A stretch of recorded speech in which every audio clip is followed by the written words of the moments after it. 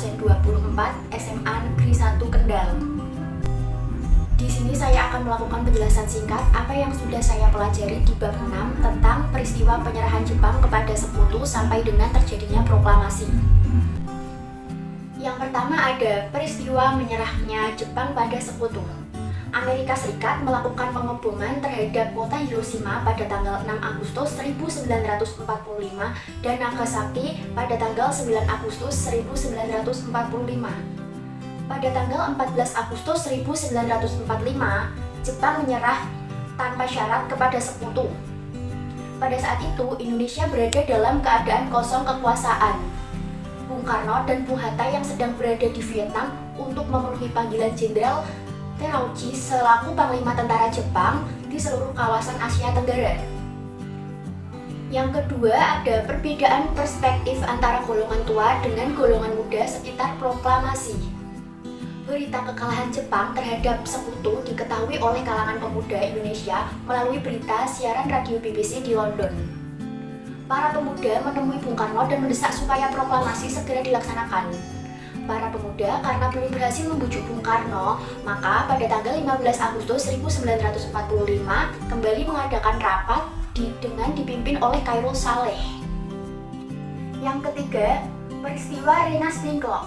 Latar belakang peristiwa Rengas Dengklok karena adanya perbedaan pendapat antara golongan muda dengan golongan tua. Golongan muda menghendaki agar Soekarno dan Hatta segera memproklamasikan kemerdekaan Indonesia, sedangkan golongan tua masih menunggu-nunggu berita resmi dari pemerintah pendudukan Jepang. Penculikan yang dilakukan oleh sejumlah pemuda yang berhasil mengamankan Soekarno-Hatta ke Rengas Dengklok, Karawang.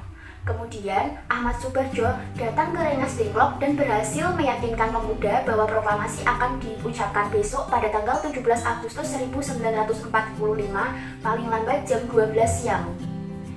Akhirnya, Sudanko Subino selaku Komandan Kompi Tentara Peta di Rengas Dengklok bersedia melepaskan Soekarno dan Hatta untuk kembali ke Jakarta. Yang terakhir, terjadinya proklamasi kemerdekaan Indonesia. Proses perumusan teks proklamasi diadakan di rumah Laksamana Maeda.